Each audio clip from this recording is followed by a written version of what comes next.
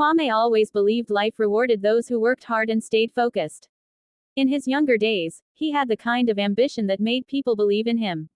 He could talk about dreams for hours, building businesses, owning property, traveling abroad. And beside him through those years was Amma. They met at the university library. He had been sitting at a desk with a pile of economics textbooks, frowning over a problem set, when Amma walked in looking for a place to sit. She had a calm presence, the kind that made noisy spaces go quiet.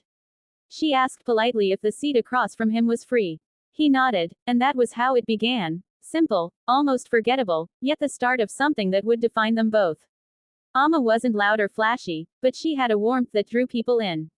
She laughed easily, listened carefully, and had a way of making whoever she spoke to feel like the most important person in the world. Kwame admired that. She was studying home economics, and often brought him small snacks she'd prepared herself. Back then, he told his friends, Amma's the kind of woman who'd make any man a better man. After graduation, they married.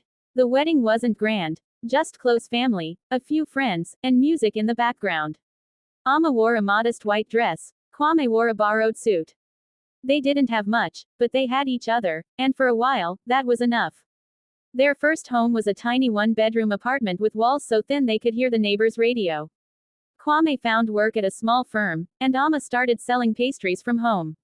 In the evenings, they would sit on the balcony, sipping tea, sharing their hopes for the future. He wanted to save for a car, she wanted to open a bakery. They believed both dreams were possible. But life tested them early. 3 years into their marriage, Kwame lost his job when the company downsized. He was devastated. For months, he searched for work without success. Bills piled up, and the landlord became impatient. One night, Amma placed a small jewelry box in front of him. Inside were her gold earrings, the ones her late mother had given her. "Sell them," she said gently. Kwame stared at her. "Amma, I can't." "You can," she said firmly. "We need to eat. We need to stay in this house.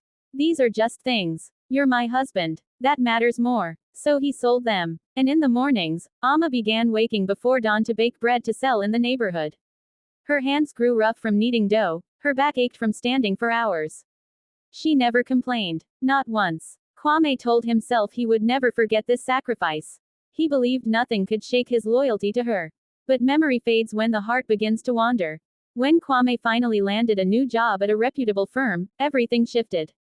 The office was bigger, the pay better, and the people, different. That's where he met Selena.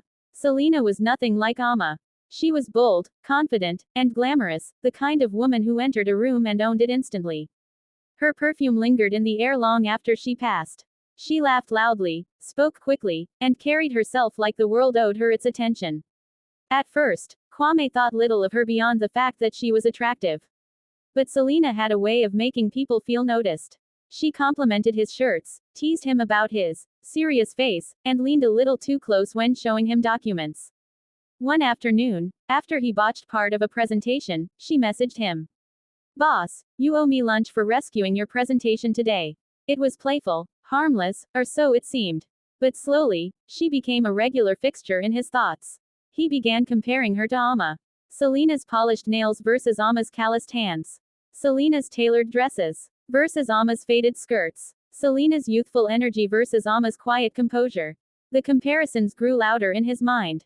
And with them came a dangerous dissatisfaction.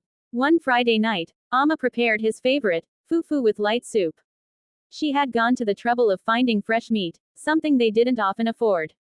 She set the bowl in front of him, smiling. "Welcome, my love. Sit, I'll serve you." But Kwame barely touched the food. His thoughts were elsewhere, replaying Selena's laugh from earlier that day. "Amma," he said suddenly, "I think we've grown apart." Her smile faltered. "What do you mean?" "I mean, I don't feel the same anymore." Stay tuned for part 2.